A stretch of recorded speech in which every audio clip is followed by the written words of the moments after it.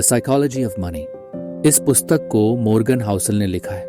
यह पुस्तक व्यक्तिगत वित्त, धन और उससे जुड़ी मानसिकताएं समझाने की कोशिश करती है। इसमें बताया गया है कि हम पैसे से कैसे व्यवहार करते हैं, हमारे वित्तीय निर्णयों के पीछे की मानसिकता क्या है और क्यों लोग अपनी वित्तीय स्थिति को समझने में गलतियां करते हैं।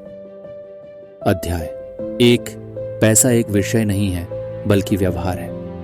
इस अध्याय में बताया गया है कि पैसा केवल गणित या शुद्ध आंकड़ों का मामला नहीं है, बल्कि यह मनोविज्ञान का मामला है। हर व्यक्ति का वित्तीय व्यवहार उसके अनुभवों, परवरिश और दुनिया को देखने के तरीके पर निर्भर करता है। इसलिए एक ही वित्तीय निर्णय अलग अलग व्यक्तियों के लिए अलग अलग परिणाम ला सकता है। अध्याय 2। धन का उद्देश्य स्वतंत्रता है। पैसा एक साधन है जिसका उद्देश्य हमारी स्वतंत्रता को बढ़ाना है। एक व्यक्ति को अधिक पैसा इसलिए चाहिए होता है ताकि वह अपने समय और गतिविधियों में अधिक स्वतंत्रता महसूस कर सके, न कि सिर्फ भौतिक वस्तुएं या विलासिता पाने के लिए। अध्याय 3। आपकी किस्मत में जो कुछ भी है उस पर आपका नियंत्रण नहीं है। सफलता के लिए केवल कठिन परिश्रम और समझ जरूरी नहीं है। कभी कभी किस्मत और परिस्थितियां भी बहुत महत्वपूर्ण भूमिका निभाती हैं। इस अध्याय में बताया गया है कि वित्तीय सफलता की कुछ हिस्सों में हमारा नियंत्रण नहीं होता है, लेकिन हम अपने नियंत्रण में चीजों पर ध्यान दे सकते हैं। अध्याय 4। जोखिम समझना और उसे नियंत्रित करना। हर निवेश में जोखिम होता है, लेकिन वह जोखिम हमें समझना चाहिए और उसे अपने निर्णयों में शामिल करना चाहिए। अक्सर लोग जोखिम को नजरअंदाज करते हैं और इसके परिणाम स्वरूप नुकसान उठाते हैं। अध्याय 5। धन के साथ जटिलता की अपेक्षा न करें। पैसे के मामलों में अक्सर लोग जटिल रणनीतियों की तलाश करते हैं, जबकि सच्चाई यह है कि सरलता में सफलता छिपी हो सकती है। इस अध्याय में बताया गया है कि किसी भी निवेश या वित्तीय योजना को जितना संभव हो सरल बनाएं। अध्याय 6। समय के साथ समृद्धि का निर्माण। दीर्घकालिक दृष्टिकोण अपनाना सफलता की कुंजी है। छोटा स्थिर निवेश समय के साथ बड़े लाभ में बदल सकता है। समय और धैर्य से आप अपनी वित्तीय स्थिति को मजबूत बना सकते हैं। अध्याय 7। आपका वित्तीय निर्णय व्यक्तिगत होता है। हर व्यक्ति की अपनी परिस्थितियां, लक्ष्य और जोखिम सहने की क्षमता होती है। इसलिए जो निर्णय एक व्यक्ति के लिए सही हो वह दूसरे के लिए सही नहीं हो सकता। इसलिए आपको अपने अनुसार निर्णय लेने चाहिए। अध्याय 8। आपकी जिंदगी में पैसा कभी भी नहीं होगा जैसा आपने सोचा था। जीवन में आर्थिक स्थिति हमेशा वैसी नहीं होती जैसी हम उम्मीद करते हैं। अतीत के अनुभव और वर्तमान के उतार चढ़ाव इसे प्रभावित करते हैं। योजना बनाते वक्त इन असमानताओं को ध्यान में रखना चाहिए। अध्याय 9। दूसरों से तुलना करने की बजाय खुद से तुलना करें। अपनी वित्तीय स्थिति और लक्ष्यों के साथ संतुष्ट रहना महत्वपूर्ण है। दूसरों से तुलना करने से सिर्फ निराशा और तनाव बढ़ता है। आत्म मूल्यांकन ही सही मार्ग है। अध्याय 10। समय के साथ जोखिम और लाभ का संतुलन। किसी भी वित्तीय निर्णय में केवल लाभ को ही नहीं बल्कि समय के साथ जोखिम को भी समझना जरूरी है।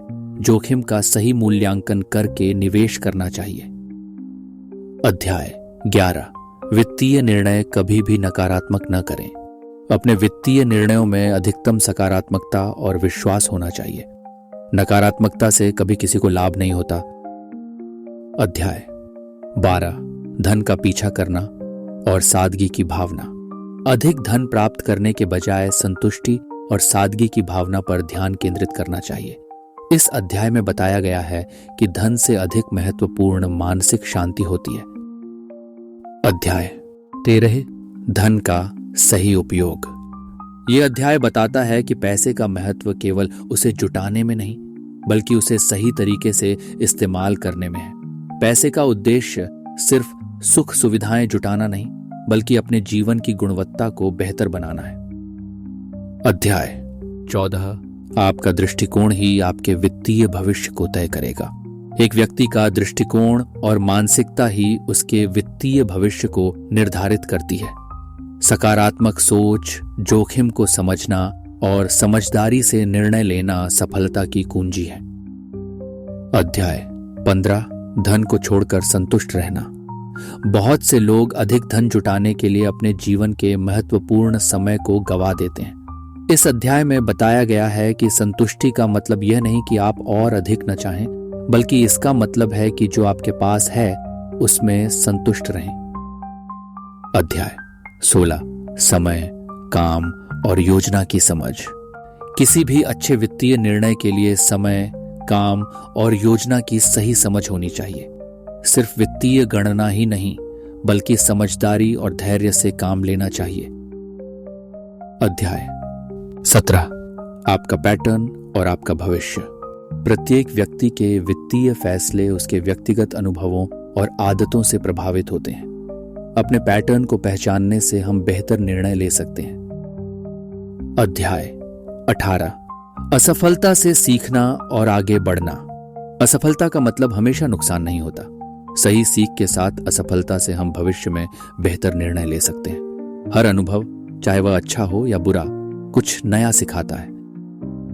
अध्याय 19, वित्तीय संतुलन की आवश्यकता।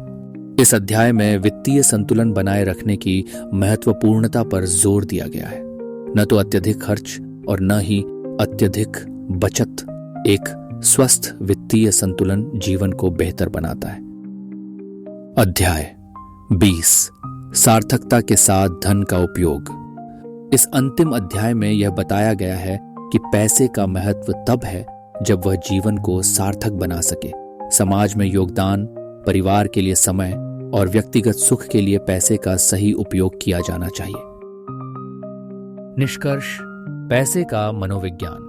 पुस्तक हमें यह समझाती है कि वित्तीय निर्णयों में अधिकतर भावनाएं और मानसिकताएं महत्वपूर्ण भूमिका निभाती हैं। यह सिर्फ गणित और आंकड़ों का मामला नहीं, बल्कि हमारी सोच, समझ और दृष्टिकोण का भी मामला है। हमें अपने पैसों के साथ संतुलन बनाए रखने, जोखिम को समझने और समय के साथ धैर्य रखने की जरूरत है।